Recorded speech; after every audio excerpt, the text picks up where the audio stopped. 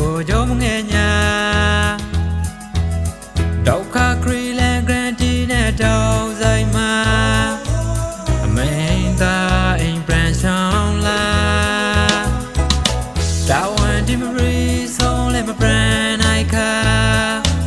အလွမ်းများရေရိုစီမောရာ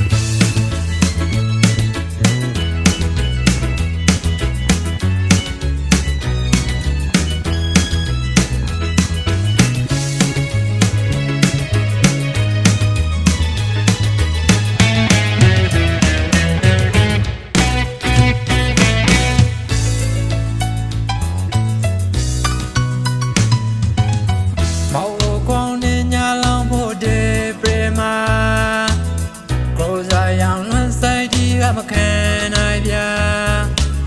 အိမ်ပန်ဖို့နေရကားလေးမရေမရာဗောက်တာဘရရှောင်းလေးမရာရေတန်တရာ